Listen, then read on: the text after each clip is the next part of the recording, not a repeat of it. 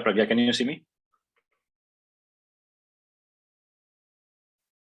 I can't hear you. Hi, I can see you. Perfect. Thank you. Santosh, just give me 1 second. I'm on a call.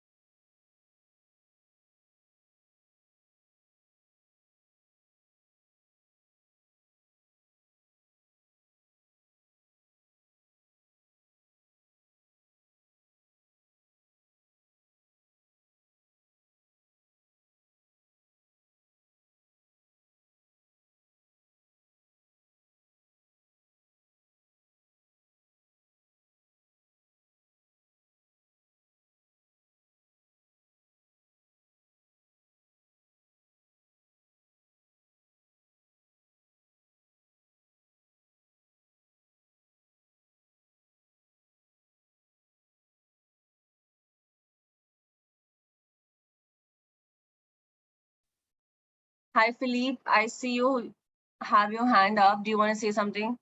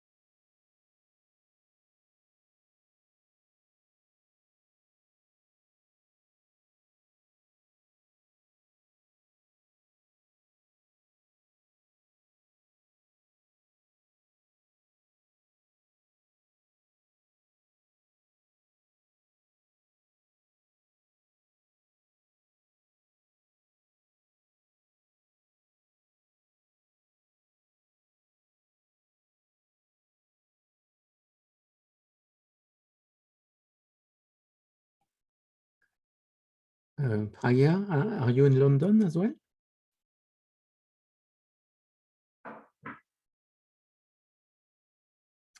You are muted. You are muted. Sorry, I came back today. I was there only for a day. So yeah, I'm taking it from India. Are you in London?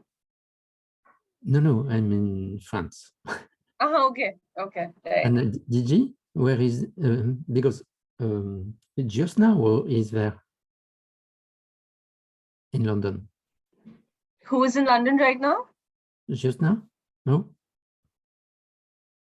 No, she's also back. We went for a day and we're back. Okay. Yeah. And is Gigi in London or in? No, he's on a personal off. Yes. Yeah. Okay. Who are the main contributor to this seminar?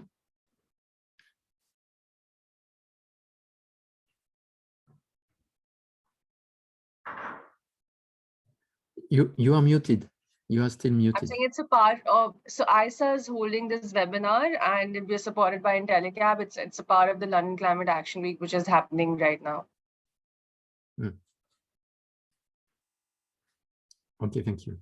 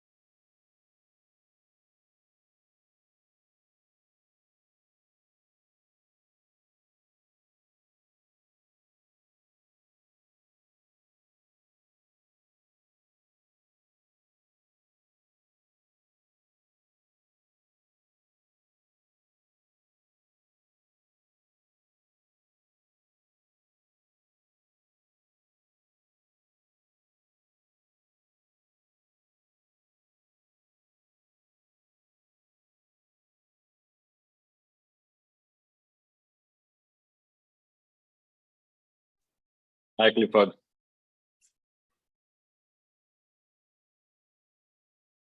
Hi, Chris. I can't see you, but I think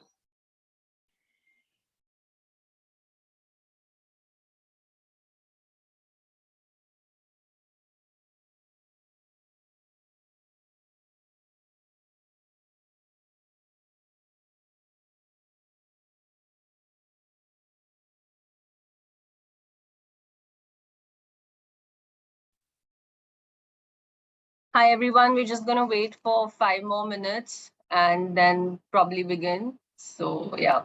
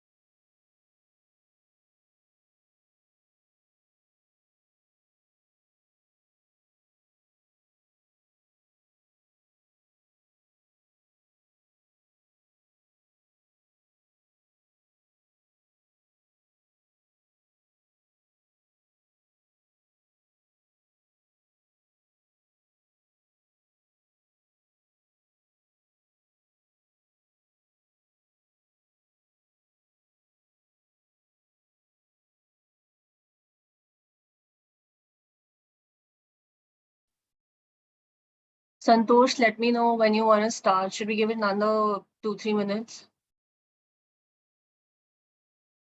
Yeah, Pragya, I think we can start in a couple of minutes. Okay. You just give me, kind of start, and we'll. I think in a couple of minutes. It's a small audience, but I think the audience, so we'll just start. So in a couple of minutes, I should be able to kind of start. Sure.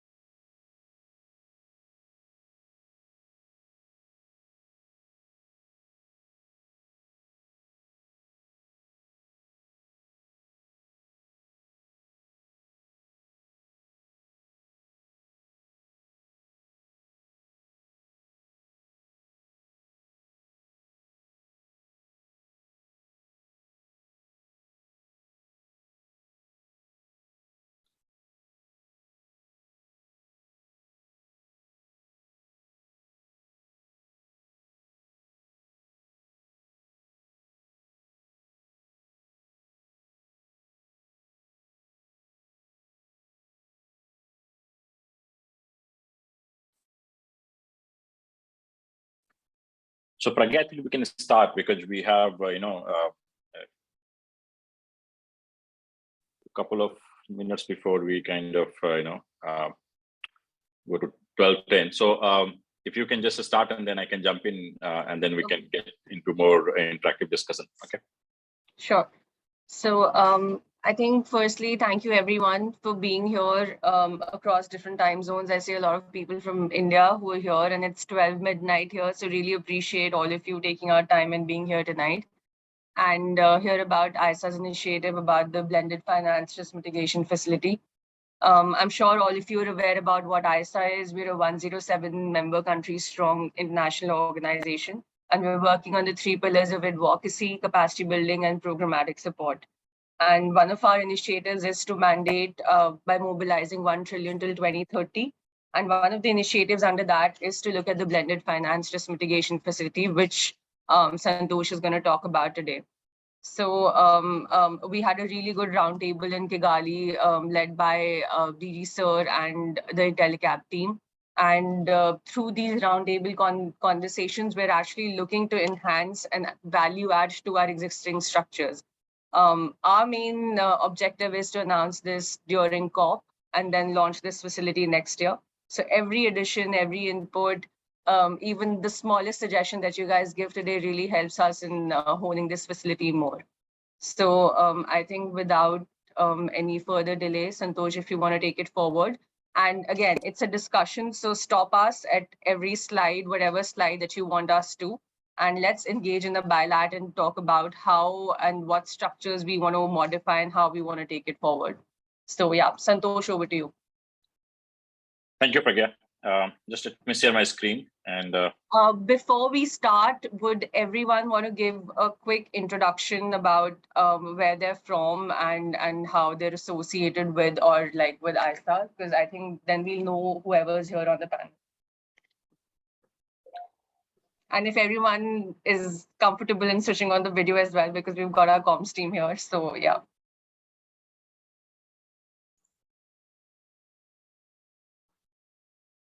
Hi, Asghar. Hi, Clifford. Hi, Ankit. Yes. Yes, hello, Pragya. Good to see you and several others on the call. I'm connecting from Denmark, where I'm based in a Danish green think tank, Concito. We have joined forces with ISA and World Resources Institute, the Danish DFI, World Climate Foundation, representing a number of Danish institutional investors in support of ISA's work, in particular on the roadmap to mobilizing 1 trillion. And of course, blended finance instruments are important in that context. Thanks.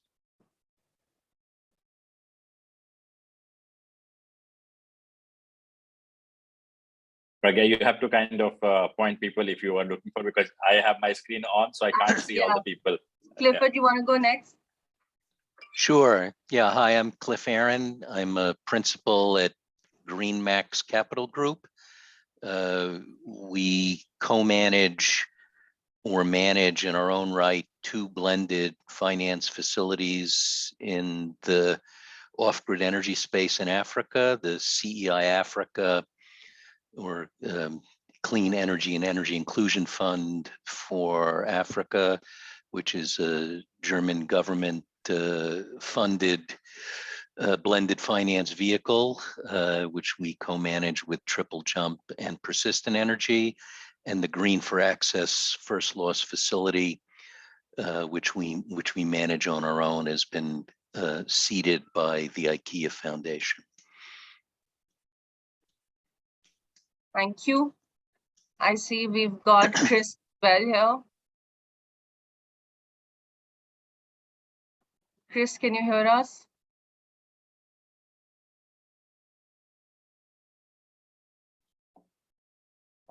Okay, till Chris talks. Soumya, do you want to go next? My name is Shomo Banerjee. I can't switch on my video. I don't know. I think I need somebody to give me a permission to do that. I'm from International Finance Corporation. We are, okay. So should I join as panelist or? Yeah, you can join in Yeah, as Soumya. panelists. Yes. Okay.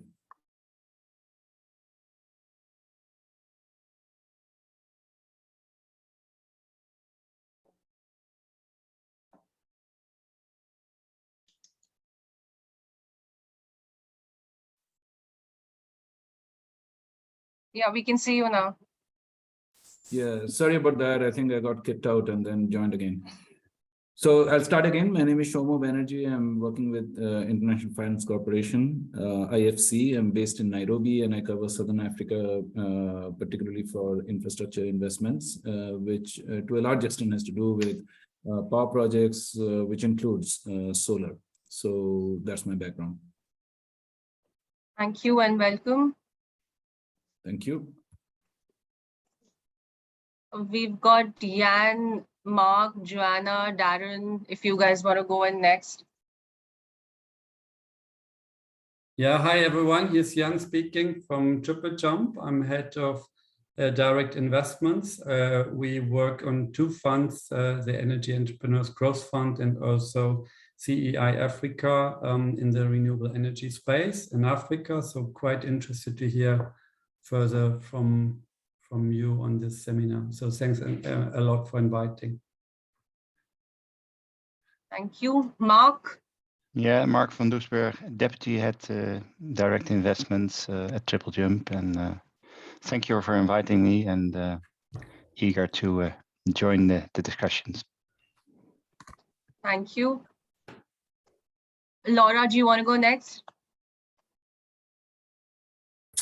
Hi there, Laura Van Wee McGrory from the World Resources Institute. And we're working with ISA on developing a solar investment roadmap to mobilize $1 trillion of investment for solar around the world. Really happy to be here. Thank you, Laura. We've got Nicole as well. Hello, can you hear me? Yes. My name is Nicole. I'm part of Avishkar Capital. I'm part of Avishkar Capital under the ESG Fast Fund. We invest in sustainable agriculture, sustainable textile, and supply solutions, logistics that support these 2 in Africa, emerging Asia, and India. Thank you for having me. Thank you. Darren, do you want to go? Yeah, so I'm also part of the same team that Nicole's part of, Avishkar Capital, and Avishkar Capital part of the ESG First Fund, primarily looking at the sectors Nicole mentioned. Yeah, thank you for having us. Okay, we've got the KPMG team here as well, Alekhya. Yeah, hi everyone. This is Alekhya from KPMG India team. We are basically running the PMO at the ISA, supporting all ISA programs, including resource mobilization team. Thank you. Okay, and I also have the ISA team here. So if you guys just want to say a quick hi, and then we start.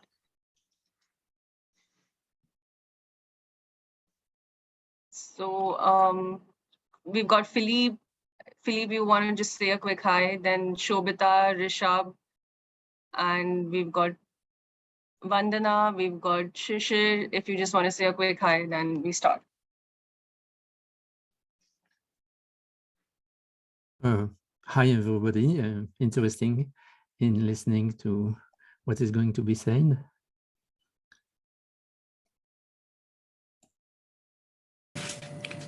So, hello everyone. So happy to be a part of this discussion, and I think so we can just move ahead with this.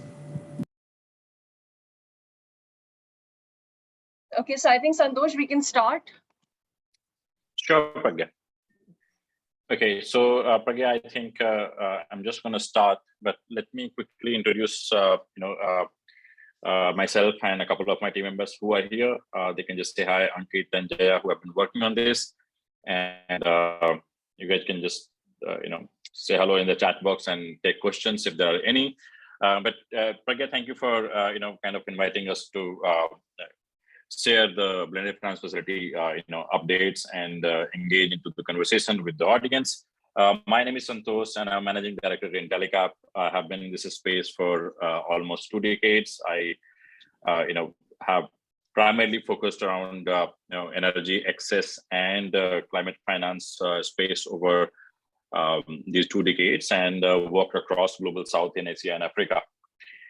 So I think since a very kind of small audience, and we've also wanted to have a engaged discussion. So what I'm going to do that I will kind of quickly take you through the presentation, which talks about the key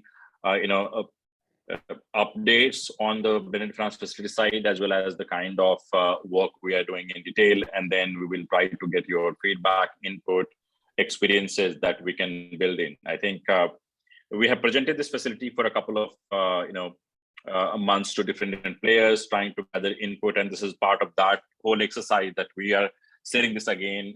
As and when we get insights and input, we incorporate. The idea is that we should be able to incorporate all the learnings, all the insights from different partners, and make this facility as effective as possible. So just to kind of take you through what we have for today. There is some lag in kind of screen change. So Pragya, can you see the screen change?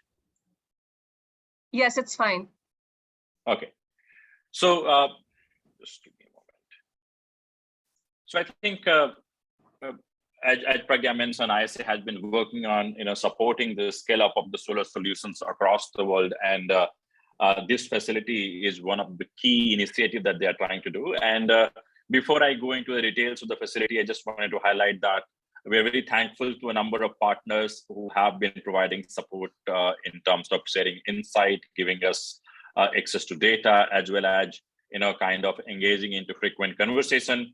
Over the last 6 months, we have engaged in more than 180 stakeholders conversations, and these stakeholders range from entrepreneurs, government stakeholder, fund managers, financiers, and other DFIs and financial institutions. And all of these insights have been kind of incorporated. We are still kind of, as we see, a need for more clarity, as we get some input, we get some directions, we try to focus on that. So whatever we are going to talk about is primarily, based on the extensive work that Telecap team has been doing across literature review, expert consultation, and the stakeholder consultation. So, happy to kind of have any questions and concern about how we have got all the inputs, etc. But I think I'll just wanted to thank everyone who has been part of this, exercise.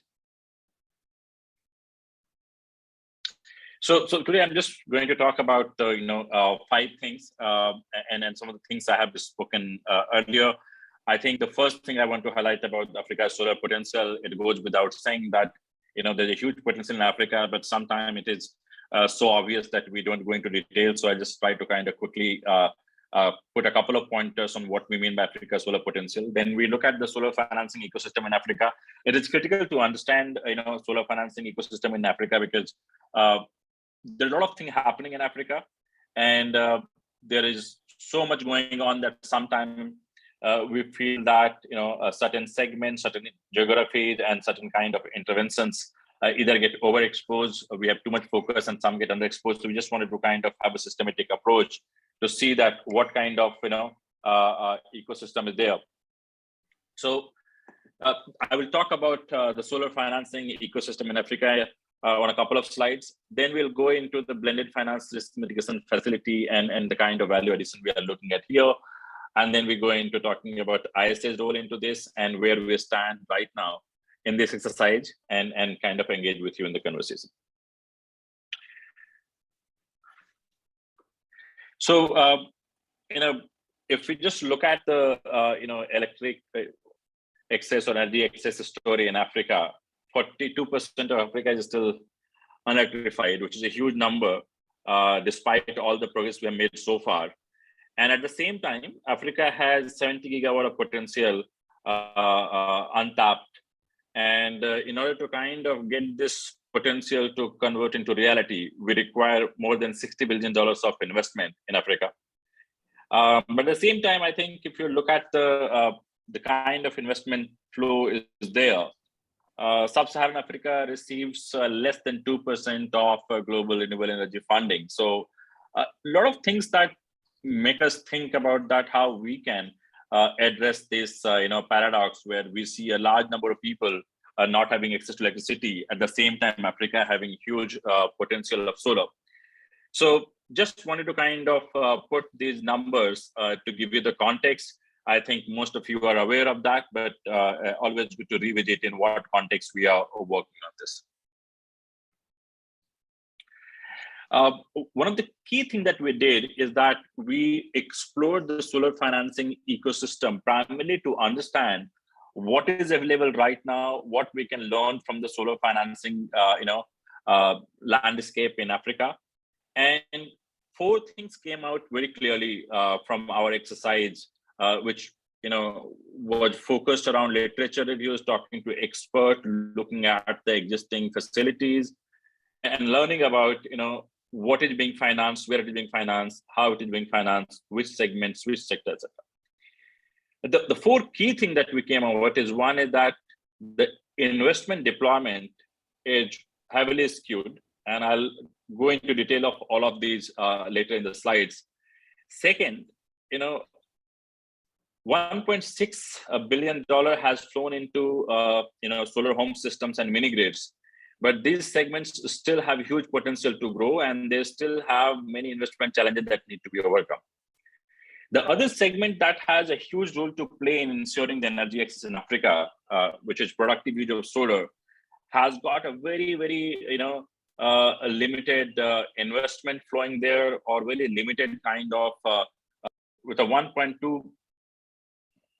roughly around 1.2 billion potential beneficiary who can benefit from productive use of solar. But if you look at the investment landscape, barely 1% of investment goes into there. The other key thing that we have been hearing about, including our own facility that we are designing, the role of blended finance in solar sector, or in solar sector in Africa to be particular. But while it might not be completely foolproof, there might be some kind of facility that might have missed, but a very limited amount of blended finance facility, is pumping money into Sub-Saharan Africa. So just want to highlight that the key kind of takeaway from our study of solar financing ecosystem in Africa, and this basically was critical for us to understand the ecosystem before we start developing a facility that could create more additional value for the space.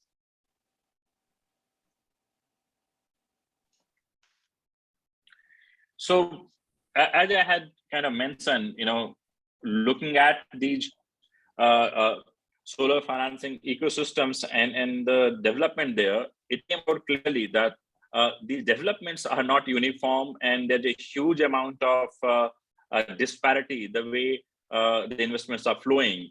I'm not going into details of what you see on the screen, but you can see the the mismatch between the potential and the investment flow in different parts of Africa. Also, if you look at for example, the off-grid solar in Africa, you can see the amount of money flowing in different parts of Africa is very, very it's not very uniform. It's kind of very skewed towards certain geographies. We also try to kind of look at the solar home systems and solar mini grids. I think just to make a point that some of the segments which are often seen as mature or often seen as a kind of the bright spots, they have attracted capital, but still many challenges remain, and there's a huge potential that we can focus on these segments to scale them further. I think just to kind of provide you the more detail about the productive use solar, which basically can help many of these African countries become more resilient to climate change, become more productive by using these productive use of energy. This is a space that has been quite neglected if you compare with other segments. And our kind of ballpark numbers suggest that there are 285 million enterprises that can benefit from solar energy, and cumulatively they can benefit 1 billion household, and they can absorb capital in range of 52 to 53 billion dollars. These are kind of some business models, some success stories in different segments, but overall this segment remain very, very kind of critical but yet untapped. So just to give you a quick focus on the kind of instrument we are saying, the point we wanted to highlight is that while blended finance facility or blended finance as an instrument is quite talked about, but yet it remains a very, very small and minuscule part of the solar financing landscape in Africa.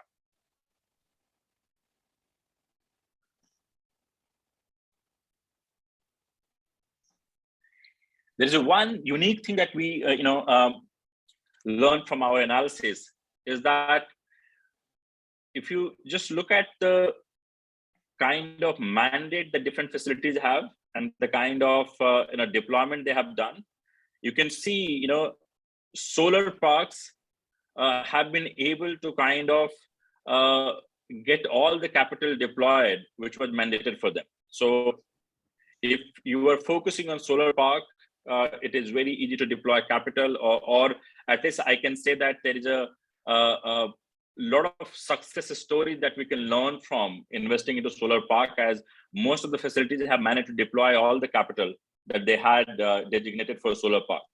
This cannot be same for for the other segment.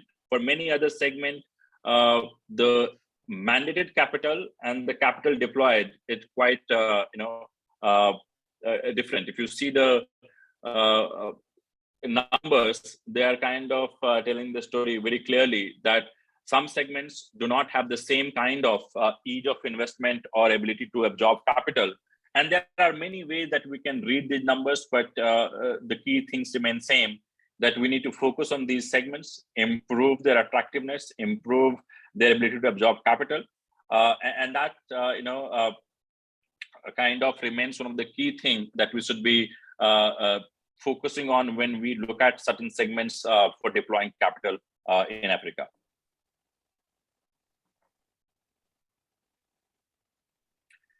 I'm not going into the details of what are the kind of major challenges, but high risk perception, the lack of risk appropriate return, limited understanding of different business models, and small size operators, these all have been playing a critical role in where these sectors are right now. We need to kind of address these challenges if we want to kind of change the status quo in Africa. So these are kind of challenges that we have spoken about, but we need to kind of focus on how we can address that. And in this context, we'll talk about the facility that ISA has been planning about. I can pause here. I am not able to see the charts, Pragya. I'm not able to look at that. So you have to, kind of just ping Sure. me or kind of interrupt, right? I So just no questions as of now, but let's take a pause here and ask everyone as to whether they have any questions till now, and then we'll take it forward. Okay. Finally, I managed to get the people's faces on top of my screen, so I can see now. Yeah. So yes, Clifford, Chris, Mark, Asger, any questions as of now, or should we move forward? Pragya, let me move forward because I think what I said is quite common knowledge. If there Okay, are sure. any questions, I can answer. But let me go to the facility because that's where we can So as we have spoken about that, there's a huge potential and there's a need for investment, and investment is not flowing. So I started focusing on a blended finance risk mitigation facility with certain key principles in mind. That can we create value for Africa solar sector by providing those kind of intervention that can crowd in private capital. And the 4 key principles that we're looking at to kind of create 2 major outcomes. One was that how we can offer risk appropriate return to commercial investors so that they start investing into the sector, because the amount of capital is needed is very, very huge and cannot be met by 1 or 2 kind of initiative alone. And the second was that while we talk about bringing the private sector, how we can create the enabling environment so the private sector investment can succeed. Because as we had highlighted, that it's not only about lack of capital, it's also about the sector's ability to absorb the capital and give the right kind of returns. So these 2 were the major goals that ISA decided to chase. And in the process, ISA decided to have the key guiding principle of the facility. And one was that, can we leverage the commercial and concessional or philanthropic capital to bring certain risk mitigation instrument or pools of capital that can take a higher riskier positions in the sector. Second was that, can we have a very dedicated TA? And this TA is over and above what ISA has been doing, primarily to focus on unlocking the potential, economic potential of the segments where this blended finance facility can invest. Third was ISA's ongoing programs and how they can leverage. ISA has been working extensively on the policy, people, and processes. And while those are ongoing programs with a very broad mandate, they wanted to leverage them to unlock the potential for commercial investors as well as the entrepreneurs in the sector. And the last part was that while ISA has a tremendous amount of understanding and political mandate to unlock the value for solar sector in Africa, they wanted to bring commercial fund managers and their expertise and work with them together so that they can create a new kind of intervention that has a right kind of tools for the sectors which are yet to see the success of solar park or similar kind of segments. So this blended finance facility, based on this principle that I spoke about, has 2 kind of 2 verticals, or 2 interventions. One is a technical assistance facility, which would be more driven by grant, and the second one is an investment facility, which would be having some component of grant, but also DFI, philanthropic capital, as well as the commercial capital. The idea is that by focusing on technical assistance and providing a whole range of risk mitigation instrument and different type of risk-taking capitals coming together, we should be able to unlock commercial capital for those segments which are not yet to their potential. And in the process, ISA is trying to achieve $5 to $10 billion of commercial investment in Africa and provide access to 35 to 40 million households and save tons of million tons of CO2 emissions. So that's the broad goals that this facility is chasing. Now, I think this, for many of my informed colleagues, I think these facilities designs are quite common. Most of the blended finance facility have a similar kind of principle. We are looking at, bringing different type of capital into the two intervention that facility has, investment fund and TN risk mitigation. While you see a number of items here that the fund manager can take, these are just indicative of the possibilities. As we go and get the fund manager on board, the fund manager, depending on their investment strategy and the sectors and the country they choose, they might be able to further fine tune it and focus on that. The idea of this slide is that this facility gives the flexibility so that the fund managers can decide about different instruments, different kind of sectors, different kind of geography. Overall, the broader mandate from ISI is that this facility should look at the two key markers. It has to be Africa, it has to be solar. The rest all is going to be decided in discussion with the fund manager as well as the LP who decide to come into the facility. So this is the kind of focus that this facility had. I had presented this to a room full of colleagues in Kigali, and there were questions that you have too many things that you want to do with the facility. I think just wanted to clarify that it is just to give you the possibilities, but not saying that all need to be done. Depending on the sector, geography, you can choose the kind of instrument and the kind of mix of instrument that you can plan. I'm happy to take questions because these are the slides where if somebody has question, I'm happy to kind of take. Just raise the hand and I can just respond to that. If not, I think the one thing that we want to highlight is that ISA is very much aware that just having the facility and just having a pool of capital is not going to change the economics of certain segments which are not able to attract commercial capital. So one of the key things that ISA is engaging along with this facility as well as on the other front is working on the enabling policy environment and creating the enabling market ecosystem.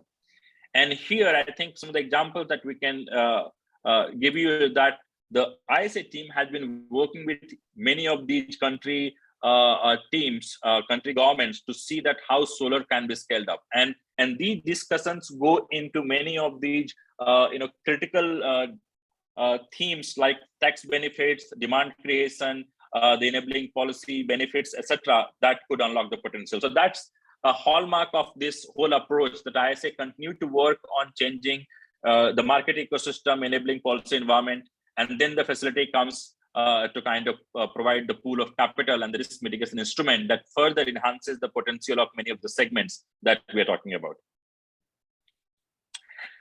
Just to give you a kind of detail of this facility, the way it is being envisaged, this is going to be a closed-ended fund. We are looking to raise something in the range of $700 million plus. It is going to be of 12 years period and plus minus 2 years that we can think of. Investment period would be of 5 to 7 years, and the expected first close date we are hoping is Q1 2024. For the commercial investors, the kind of return that we are looking at is 10 to 12% for debt instrument and 12 to 15% for equity investment. Obviously, these can go up and down depending on the amount of philanthropic capital and the risk capital that we can bring in here. So these are, kind of subject to those caveats.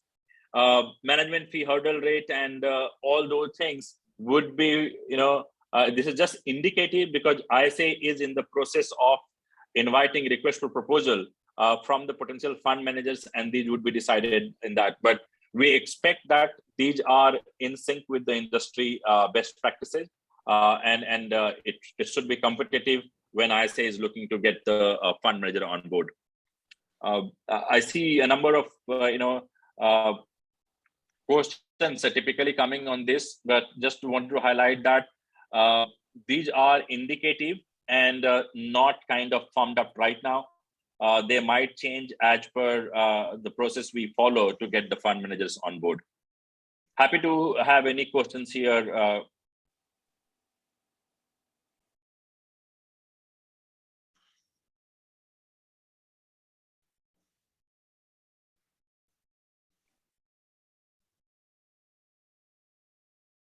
If not, I think I have presented this to colleagues from Triple Jump and many others, so they are already aware of that. So let me just go to the next section. So I think many of the questions were asked that what is the role of ISA here and how ISA involvement creates more value for the sector. I think at the top level, you can see ISA's role or ISA's strategic advantage is in aligning of government support, creating a very, very robust pipeline. I'll talk about that separately, and strengthen the local solar market. So ISA, while brings all of these things to the table, at the same time, they let the commercial decisions of investment and the pipeline finalization on the fund managers who should be coming on board. So ISA would be a partner in the whole process, but most of the commercial decisions would be taken by the fund manager that would be appointed. Just to give you a sense that what ISA has been doing apart from this facility, ISA apart from this facility already has a number of programs that are kind of ongoing. On the financing front, they have a multi-donor trust fund with more than $200 million committed. They are running a number of regulatory programs with $50 million kind of budget. They have a capacity building program that is running right now. And these all are above and beyond the facility that we have. So these are already committed money from ISA that would go into the geographies that might also be the focus of the facility that we are talking about. So this was just to highlight that with these all things converging into certain geography, we see a major change in the way economics or attractiveness of certain segment would look like. Just to give you a clarity that how ISA is looking to provide support, ISA sees of 4 kind of critical roles in this initiative. One is fundraising, and second is creating a pipeline, fund management, and the administration of TA.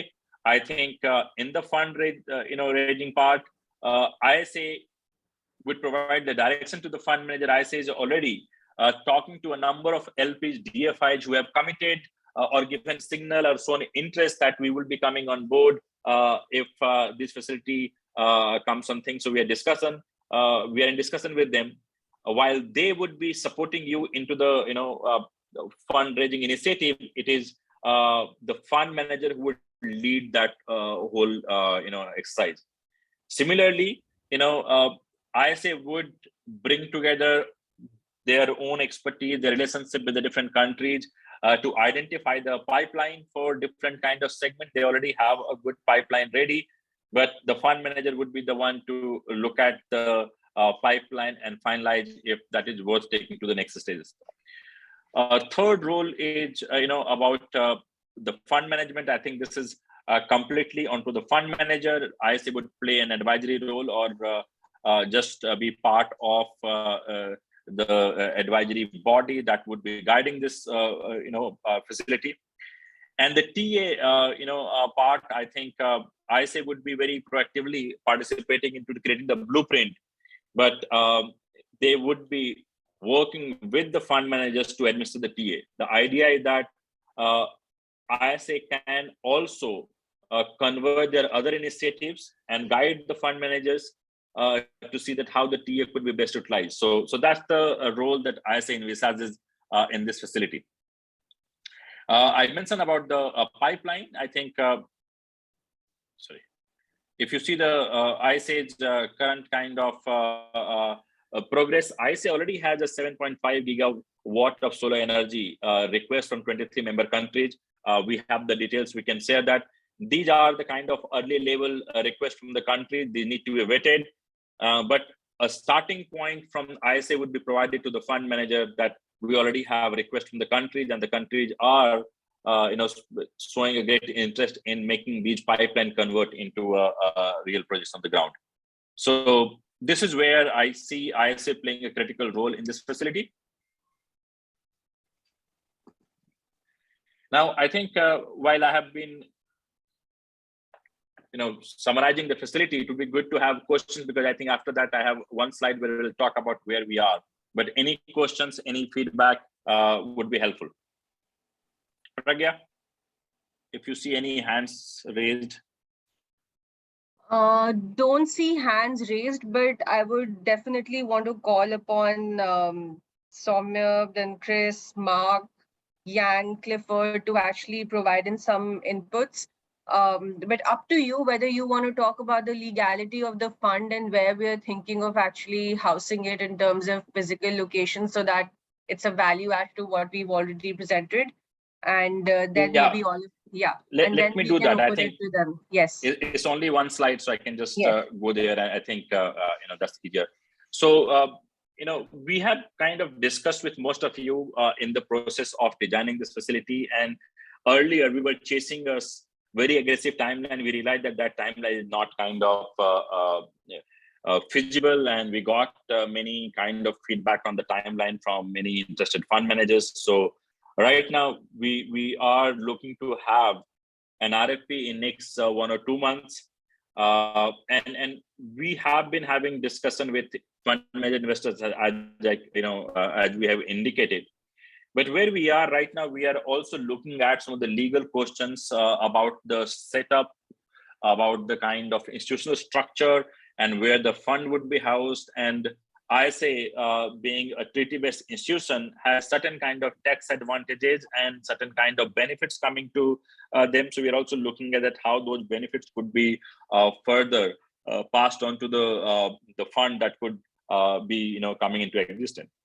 The three locations that have been kind of suggested by many of the people that we've spoken to are obviously Singapore, Mauritius, Gift City in India, which is a new destination backed by Indian government, provides a number of tax benefits. And these kind of suggestions have been coming primarily from the fact that this fund is looking to invest into Africa, and what could be the best tax structures and legal structures that could provide a right kind of environment for LPs and the fund manager. It is clear from my sage input that ISA is very keen to have the discussions about the jurisdiction, about the kind of location decided with the anchor LPs and the fund manager together. So that would be kind of open to that. We should be having a RFP coming into next Pragya. I think we are talking about 1 or 2 months. Just correct me if I'm right. So we'll have an RFP. Yes. RFP coming into 1 or 2 months, and then once the RFP is out, ISA team and IntelliCap team would engage with a number of discussions to give any clarification on the RFP, as well as any other question that might be there. So that's where we are right now. We see this fund to have some kind of commitment, if not completely formed up, coming and kind of being announced by COP27. And then we can start working on the further fundraise and close the first round of fundraising by sometime later 2023. So that's all I had for this thing. I'm happy to kind of answer any questions or provide more details if somebody has. I see Mark's hand was up. So Mark, do you want to go ahead? Yeah, sure. Thanks for the presentation. Very clear. Just wondering on the country allocation. I recall in earlier discussions that there were kind of initially a few countries which kind of were on the list as preferred countries, but I saw now in the presentation that it's basically all over Sub-Saharan Africa. Is that just to have a bit of guidance on. Mark, you are right. I think initially when we started, I think these were the countries that you see were of the focus: Burkina Faso, Cote d'Ivoire, Ethiopia, Uganda, Rwanda, and Malawi. These were the countries that we wanted to start with, but based on the several inputs, we decided that it is better that the fund manager decides on the countries, and hence we have kind of indicated certain preferences for some geographies, but ultimately it's the fund manager who would be taking call on this. Thanks, very clear. And then another question is more kind of on the outreach to different type of investors. Has already kind of any outreach been done to basically equity? I mean, equity is obviously the most important, the first loss equity, because then further fundraising would become much easier. Has some progress been made on that front, or is it just we're just at the beginning? So as you can see that, we have been kind of reaching out to a number of, people again and again, and trying to kind of update whatever progress we are making so that they are all aligned. A quick answer is that a number of philanthropic foundations have already kind of given soft signal to bring in some philanthropic capital, both in terms of grant or impact capital. A number of DFIs have been approached. So you can see the names on the bottom of the screen, FMOs and AFDs and Proparcos. We have been talking to them, not necessarily that they have all said that they are participating in that, but they are very much a part of the conversations, and we are engaging with conversation, answering their questions. So there is some amount of capital that ISA is also kind of committing to this facility, which could be a grant capital, that could be contribution from ISA. But apart from ISA's contribution, a number of philanthropic foundations have said, have shown interest to provide both grant capital as well as the, returnable capital to this facility. And other DFIs and kind of, impact and focused funds are surely part of the discussion. Okay, thanks. I see Soumya's hand up, so you want to go ahead? Yes, sure. So I have not been part of the previous discussions on this. So just to clarify, so IFC's capital is commercial capital. So we invest primarily in commercial products, but we do use blended finance at times in order to finance some of the investments that we take up. So to that extent, I'm interested to understand the 700 million raise that you mentioned, along with the indicative term sheet. Firstly, how much of this is expected to be concessional or grant, or whichever way you call it, and how much of this is expected to be fully commercial? And the terms that are being mentioned, are these on blended basis, or are these relating purely to the commercial part of it? So I'm a bit unclear on that, because depending on how it is structured, I have to think of the next level of questions, that is, to what extent this can be adapted to the needs of specific projects. Yeah.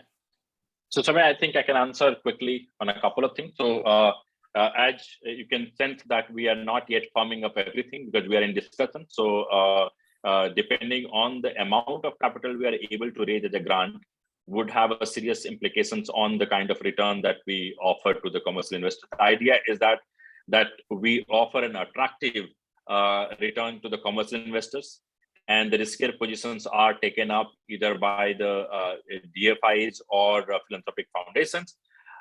The initial discussion or the hypothesis with which we are working is to have 20% of this capital coming from a grant or philanthropic money. So if I understand correctly, once again, right, out of the 700 million, the target is to have 140 million as concessional and roughly 560 as commercial. Is that correct? So slightly kind of more nuanced. I think you are right. 140 million when we're talking about, it can be concessional, it can be grant as well. So when we talk about concessional, we are differentiating a lower return seeking capital, right, or return of capital, and then some is basically a pure grant capital. So grant capital, lower return seeking capital, just return of capital, and the commercial capital. That's how we are looking at the stacking. Yeah, but it's a bit, maybe I'm going further into details of it, right? So what I can't figure out is this grant made designed to attract commercial capital into the fund, or is this grant designed to make the investments more investable and crowd in commercial capital, because because if it is designed to make the fund more attractive for investors, then what happens is that the fund is offering probably a kind of product which has blended returns, which is also useful, right? But it doesn't have the same level of flexibility as which it would have if the blended part or the grant part or the returnable capital part, those are treated as a separate pool, and you engage with the mandated lead arranger for a particular project in terms of what is the specific need. Because in some cases you would need a revenue guarantee, in some case you would need a liquidity guarantee, in some case you would need a sub debt, in some case you would need a first loss, in some case you would need just concessional financing. So if you blend it all in the fund, and then the fund is just offering a product, as I said, that is also useful, but it is good to have the clarity, because it depends, that design kind of determines how it can be used. So Soumya, if you can look at the screen on the left side, if you can look at that, I can give you some clarity on that. So if you see the grant part of the capital is looking at the TA plus also providing some risk mitigation instrument, for example, first loss guarantee or currency cover in that. So that part of the grant is there. Then you see the DFIs and foundation money would be able to come as a, right now we are visualizing it as a both debt and equity fund for that. But DFIs and foundations would be able to take more riskier positions, if I'm clear. Now, we don't have the clarity how much that would be, but we expect that the private capital and I like IFC would be coming onto the first half of the screen on the top, if you can see. The private capital pool and MDBs and DFI would come as a senior debt or mezzanine debt kind of thing, or an equity. But the idea is that the grant capital would be used for TA plus some of the risk mitigation instrument to de-risk the capital that is coming from the other partners. So sorry, I'm kind of hogging the conversation. Just to still clarify this part of it. So I understand. I looked at the slide and I just took a screenshot of this as well, right? So now I understand the slide where the different sources are coming from. My question is more about the blending. So is it possible for the grant portion, for example, right, the junior debt portion, the first loss portion, to be structured independently of the commercial portion? That's my main question. So will there be separate kind of products for the concession part? Because that is much more flexible. Then it makes it much more flexible. You say that, look, this part is grant. We are going to structure it the way you need it for this particular project, whether it is a buy down of capex or whether it is something else, right? Whether it's a revenue support or whichever it is. So that part can be structured exactly the way it is needed. And kind of the quid pro quo is that you need to take a certain portion from the commercial capital, right? So if that is the other part, which is the part that I did not understand, that when you're saying 700, is it all kind of blended together and you say that, look, yes, what happens behind the scene, you don't bother, you just get this term sheet, right? That is less flexible. That's what I'm asking. So Soumya, you got it right. So thanks for kind of further explaining the question. So yes, the grant part and the commercial capital or the returnable capital part is supposed to be kind of two separate way that we are looking at that, but we have not kind of closed on this. So I can't say completely there, but that's the thing.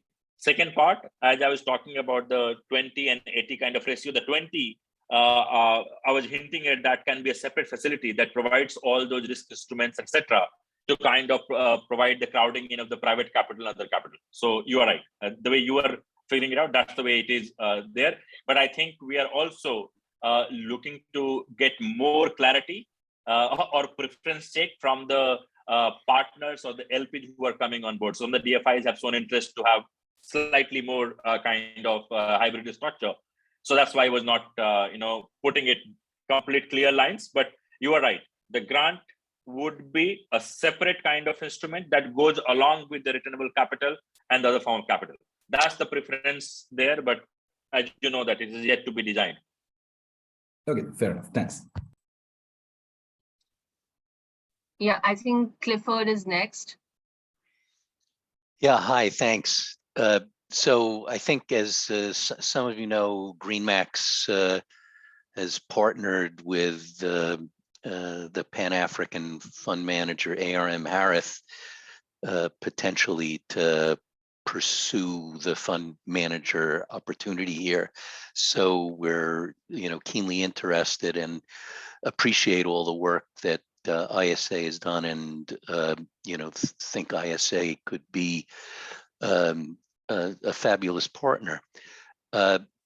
There are some things that trouble us a bit about the structure as it's presented. I mean, first of all, I got to echo what was said in Kigali, that a fund can't be all things to all people, both from an operational point of view and from an investability point of view. And you've got a very broad remit here, which is nice. It's good to be ambitious, but each of the subsegments that you're targeting have very different characteristics and very different financing needs. And also the instruments that you're suggesting to offer have very different roles in the market and very different return thresholds and very different management structures. So, I wonder, from the starting gate, if it might make more sense to have, and I haven't thought this through yet, but to have some kind of umbrella structure with a group of sub funds underneath it, which are, targeting appropriately equity or guarantees or debt, but not all things to all people and not to all those different sectors. So that's the first thought that I have. Second thought is that this capital stack that you have, from our experience, doesn't feel very realistic, and the reason is that DFIs, much to our collective lament, are not really playing this role in the marketplace. DFIs are playing the role, some at MES, but mostly as senior. And in fact, except for offering longer tenors, or as much crowding out commercial capital as crowding in, and what the sector, apart from solar parks, which I presume when you say solar parks you mean grid connected large scale solar, right? That's a world unto its own, and I think that fits in very well with a traditional fund structure, and I don't think that anything other than equity is really needed in that segment of the market. But that's just my opinion. But in the other three sub-segments, or four maybe, C&I space, mini grid space, standalone solar space, and productive use space, you need a heavily concessionalized capital stack, and that in our experience in our recent fundraising, the concessionality is coming only from philanthropic sources, some family funds, and some impact oriented lenders who are willing to provide concessional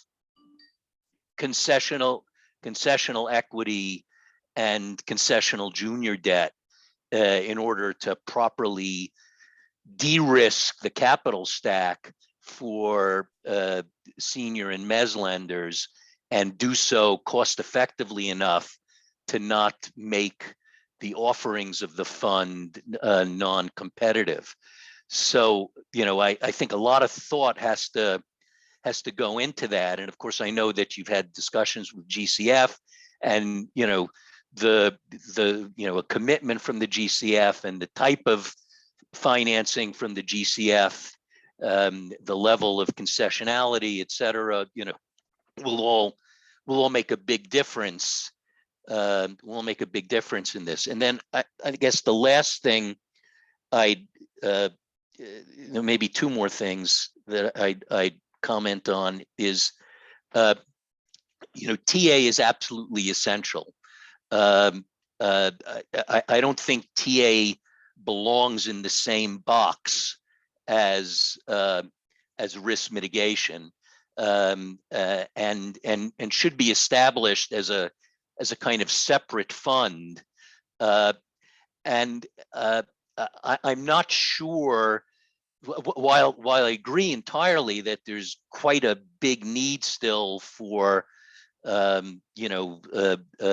assistance on the regulatory and enabling environment, I'm not sure that there aren't better entities than a private fund manager to manage that kind of assistance. Maybe that's a particular role for carving out for ISA to do, independent of the fund manager, in collaboration with, but kind of independent of the fund manager.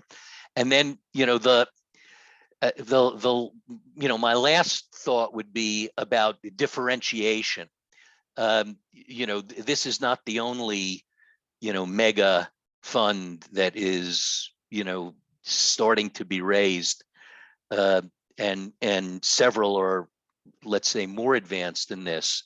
So I think it's really important to clearly understand and differentiate, right? How is this different from GAP? How is this different from Sun Funder, now part of Mirova's gigaton fund? Because there are a lot of elements here that look quite similar. Let me stop there. I think that's enough. No, thanks, Sulfat. I think let me just quickly respond to that. Otherwise, I'll forget. And Asar has a hands raised. So two, three quick points. One on the structure, completely off the opinion that you have. In fact, we had initially started with working on much more kind of structure where it's a fund of fund and has a geography and segment focus or instrument focus differentiation. But it was suggested that that's the fund manager who is coming on board to have the freedom to design. So I completely hear you. And if a fund manager like you or somebody else comes, that's the prerogative for them to decide which segment to focus, which geography to focus, and which instrument to prioritize. So this is no way a suggestion that you have to do all segment, all instrument, all geography. Not possible and not desirable. So that's the easy one. Second, I think you talked about the proclivity of the DFIs to crowd out the private capital and not crowd in. I will not comment on that, but the idea is that as you see that we are talking about several DFIs who are still not looking to only go as a senior, but they are coming in as a junior or in other riskier position. So this is a differentiation. We just don't want to kind of put that there, but our conversations are indicating that kind of DFI's existence, and we are talking to that. So hopefully, some would step up in a few months to come to know. Right, but Third, I at think what, I'm just at what pricing points? You know, so for example, I can give an example of that, Clifford. I think say you mentioned about GCF. GCF is willing to come both as an equity as well as grant in a decent amount. So again, you can differentiate between a GCF, IFC, and other institutions. They have a different kind of lending modality. So that's the point I was trying to highlight, that we are not kind of saying that it doesn't happen, but it's also that the other way happens as well. The last part, I think, if I'm recalling, you talked about the TA1 or the grant facility being this, separate managed by another. So I think there are two kind of TAs here. I think I hinted at that. There's a one TA that is not tied to this fund that ISA is doing, which is over and above that ISA will manage, which is already kind of $200 to $300 million that I had indicated that ISA is already doing. This TA is much more towards the segment and the geography that you identify as a fund manager to deploy the capital, and that's where it will come into picture. I think it's up to the fund manager, when we highlight the RFPs, will invite suggestion that how the fund manager is looking to kind of deploy that. So there is a no kind of top-down approach to say that, okay, this is the only way it can happen. So, but anyway, I think your suggestions were valuable. So we have pointed it out and taken note of that. And we'll try to kind of indicate that. Okay, one more thing I forgot to say is, I think in planning the size of the fund, you need, and maybe you've already done this, to have at least some preliminary business plan of how much capital you see out of the fund's capital base being designated to flow into each of the subsegments. And you've highlighted, rightly so, the paucity of capital that's gone into mini grids and productive use, and the need is great, but both of those subsegments, at least at this moment in time, require subsidy alongside investment, right? So in mini grids and productive use, if there's not RBF available, there's not an investment opportunity, and there's not nearly enough RBF available. So I think you have to carefully coordinate with the RBF providers, and or consider having an RBF facility underneath the umbrella of the fund, which is what we have it for the mini grid space in CEI Africa. Okay. No, thanks. I think you are right. The only reason why we have not formed in the business plans for different segment, I think, is primarily because of the two conflicting thought processes. One was to look at a specific geography and earmark capital to that geography and see within the geography we can look at multiple segments. The second was that not focusing on a single country level, but focusing on a segment level in a multi-country. So these two are some of the things that is part of the discussion process that we want to kind of finalize. So there are some initial thought, but I think you are right. It is to be formed up. It is also, as you had pointed out, different segment would require different kind of TS support, different kind of RBF or subsidy support. So if the fund decide that this is the geography and this is the kind of segment we are focusing, then the idea is that we have a different pool of capital and different mix of capital going there. So completely on board. I think at this point of time, we don't want to kind of prepare everything, because if we do that as a part of design process, then none of the fund managers are going to come and saying, hey, you designed it, why don't you execute it? So we just want to kind of make it sure that it is there for the fund managers to come and suggest that this is the way we want to do it. Last point, I think I want to highlight that there are questions about that what is new in this fund. I think the newness does not necessarily flow from the design or the core principle, but it flows from the kind of segment and the kind of geography and the kind of other thing that you can stack up there. make that work. So I'll not go into detail of that, but I completely if finance become too creative, difficult to find a lot of investors pumping money there. So the idea is that can you focus on the segment which are yet to attract the kind of capital, because in the initial slides that I had presented clearly indicate the number of opportunities and the limited capital that is available. So it is no longer something that we are saying that this is completely unique, but can we focus on the segment that have a very different needs which is not being met by existing facilities. I have another Asghar, your hand is up. Santosh, before I actually ask Asghar to come in, I think just a quick point which was highlighted yesterday, I think in the investors roundtable also, and Asghar was there, that when we talk about the blended facility, I think we're not just looking at differentiation, if I may, but looking at a value add that this financing vehicle is actually going to do in terms of mobilizing resources for solar. So I think what we're trying to do here from this facility is there are resources, there's a huge gap, and then there is this 1 trillion roadmap that you want to achieve by mobilizing finance. So this vehicle will actually help in doing that. So it's a value add to your solar scape already. So I think just Clifford, just a quick thing there. And the other part that I wanted to highlight was that we are.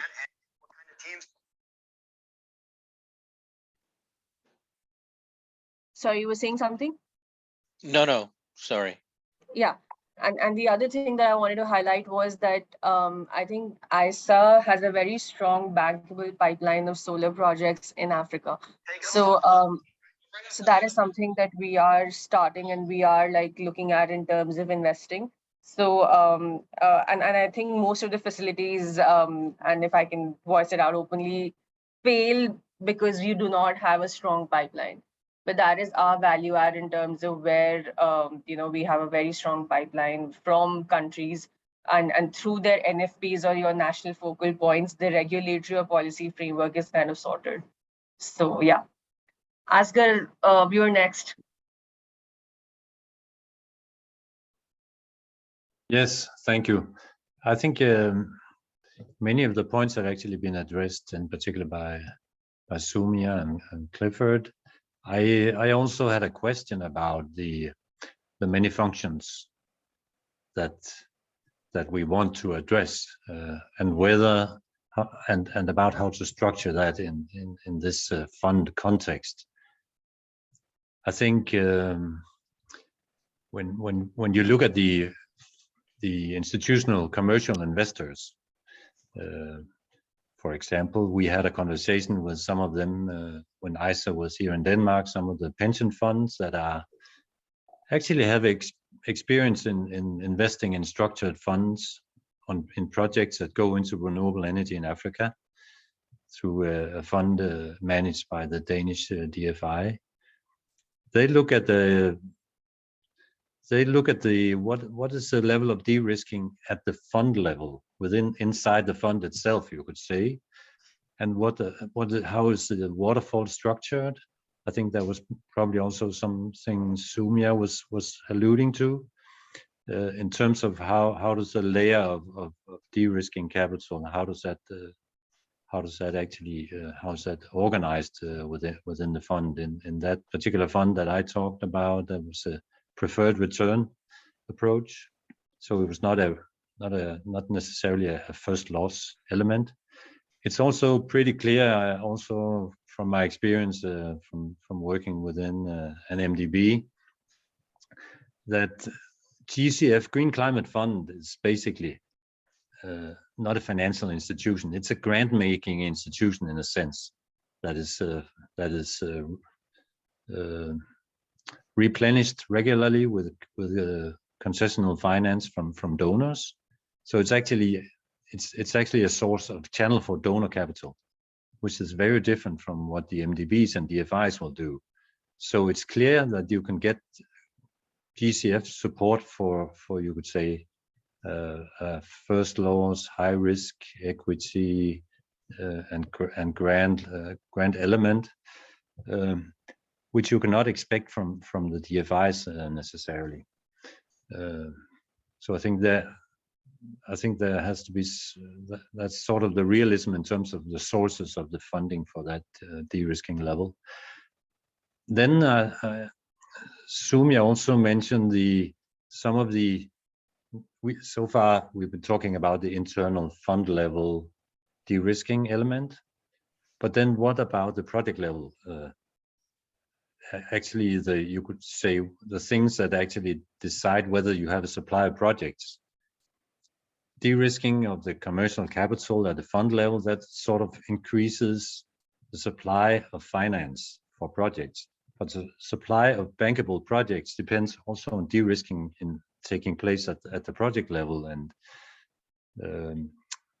liquidity was mentioned. You could also mention off-taker risk and other kinds of risks. So these are more project level risk mitigation instruments. And I think that is providing that kind of risk mitigation is a very different, requires very different capabilities, and it's typically, I would say, is best hosted in another entity providing that.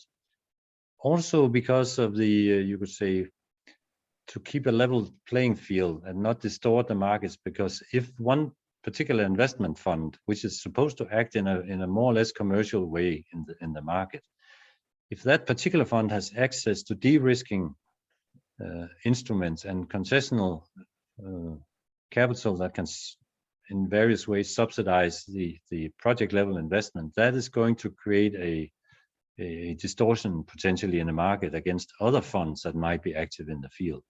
So I think it's clearly preferable that these project level risk mitigation vehicles are available to in principle any actor in this space, as opposed to just one particular fund. And that goes both to the risk mitigation, that goes also, of course, to subsidies for affordability and covering any affordability gaps. So that's sort of a third function. You could say de-risking within the fund, de-risking at the project level, subsidizing affordability. I think these three different functions do not necessarily belong in one entity. And then you could add the TA for project development. There you could discuss, okay, that might be something you want to anchor within the fund, but again, it could also be done by others. And we did a mapping of project development support facilities at some point for energy projects globally, and we identified easily 100 of different facilities that can do this kind of project development TA. So it is definitely an option for ISA to also think about having not necessarily this fund do TA for project development, but using other channels for that. And then, of course, you say the fifth element, TA for enabling policy support and all of that, that's clearly something ISA wants to do, but I don't see that as something ISA is planning to do through this facility. So you can say there are two elements of TA. One is the very project specific, could be project development support, and then there's a wider policy enabling environment and so on. Thanks. Thank you, Asghar. I think just very valuable points. Some of the things might be not clear from the presentation, but just to highlight that in the slide that you are seeing, this is ISH work that is going beyond the facility. So a lot of support is coming to the sector from the different other facilities. So when we talk about the TA facility, there is primarily looking at the interventions that the facility is focusing on, while the others would be available. But I completely agree to your point on the market distortion, etc. I think that's where the design of the facility has to be such that we are focusing on those which are not in position to get the kind of support that is coming from anyone. So like create the additionality by focusing on the sectors which are yet to get to that level where market is catering them. But yeah, I think the pointers were well noted down, and I think this would be something that we would put into the design part when the fund just comes on board and start designing the facility with the right kind of details and sectors and geographies, and whether it will be one fund catering to multiple countries or different structures that you were talking about. So thanks for the input. Yeah. I think Soumya and Laura have their hand up, so whoever wants to go in first. I just had a small clarification. I'll hand over to Laura. So I heard it mentioned a couple of times. So just from the spirit of clarifying, I'm not sure what extent of engagement you have already had, Santosh, with IFC and its funds department. I'm not part of the funds department, but just wanted to clarify that IFC's appetite for investments in funds is generally quite limited and very, very selective, right? So I'm not sure what feedback you've had. So I just wanted to manage expectations there. And secondly, that IFC has no non-commercial capital, right? So if IFC invests in something, it is usually... So my interest in this is more like a source of funding for some of the pipeline projects that we have. And that's, depending on the structure, it is definitely something that we are interested in, particularly in some of these, let's say, not as was mentioned by Clifford. I think on the grid connected area, so there is significant market on the debt side. That I agree. On some of the less ready to market, but areas where there is still a significant need, I think there is indeed a need for capital, for a particular type of capital, concessional capital, to kickstart investments and crowd in. I'm primarily looking at it more as a source of funding for some of those kind of projects, some of the areas that you had mentioned. Just wanted to clarify that. No, I think because point there well are different made, kinds of DFIs. I heard that as well. So from Asgar, so there are different kinds of DFIs, and I just wanted to clarify that IFC is not a soft lender. You want to clarify that what kind of DFI you are. I get that. No, I think jokes apart, IFC folks have been talking to different part of IFC and they are engaging with that. But I completely understand that IFC itself, through their project, they would be looking for different type of capital to come in and kind of invest into the project that you are backing up. I think one of the key thought as part of design was also that can this facility co-invest, co-invest with other investors. So not necessarily that we are the only investor, but co-invest with others. So even the Clifford's fund and this facility can go and co-invest, and that's how we create value for the sector. So, so that's all open. Thanks, Soumya, for clarifying. Go ahead, Laura, all yours. Thanks, Pragya, and Santosh. Great to hear your update. Thanks so much. So Clifford was pointing out that you have a broad remit, but the one that WRI is working on is even broader, relates to many of the areas that I think Asgar was just talking about. So the solar investment roadmap, as you know, that World Resources Institute is working on with ISA, with Bloomberg Philanthropies and Concito and others, which is going to be launched at COP27. We're working on that in parallel with all these partners to try to engage different actors, government and finance actors, to commit to working together to follow the recommendations leading up to COP and after that. So we're right now trying to define solution pathways for scaling solar rapidly. And that includes off-grid utility scale, advanced solar technologies, and grid and storage infrastructure investments. And for each of these, we're discussing what's needed from governments, from MDBs and international financial institutions, from private investors, to do all the things you've been talking about today to improve risk mitigation at the project level, plus the broader level, as Asgar was talking about, accelerating project pipeline development and enhancing investment readiness. And that's specifically looking at what actions need to be taken at the country level, what efforts can be taken at the country level, but accelerated, supported with international help.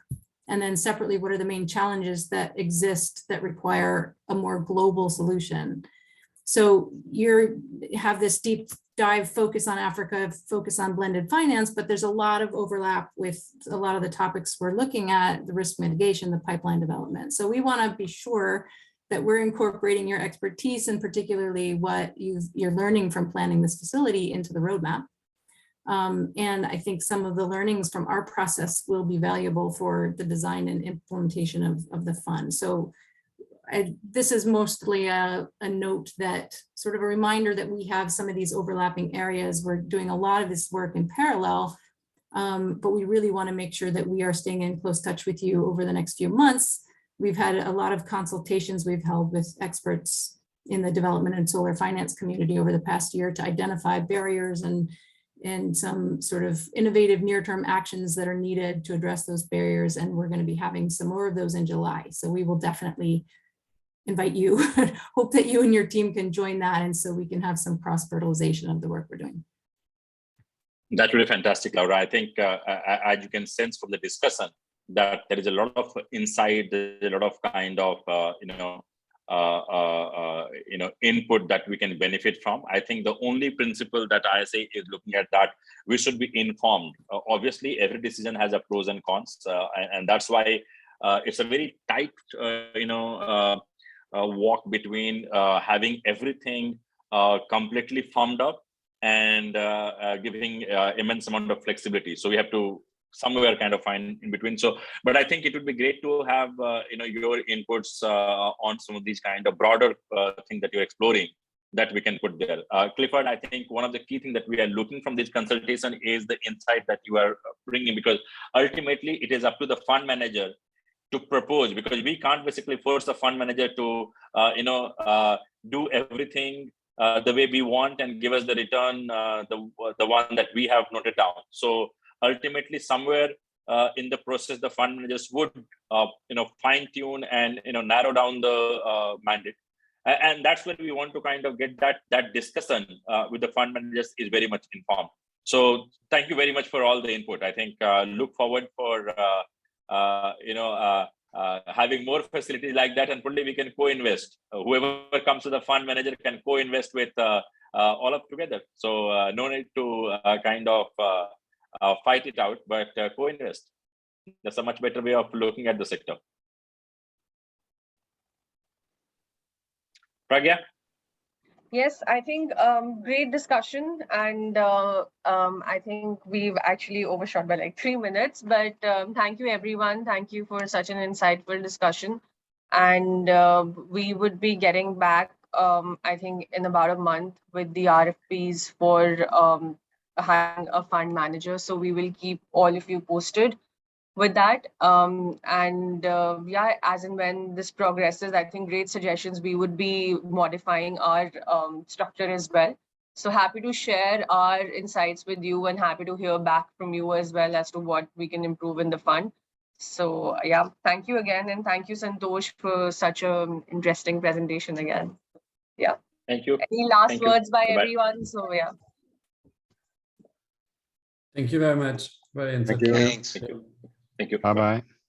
Thank you. Bye.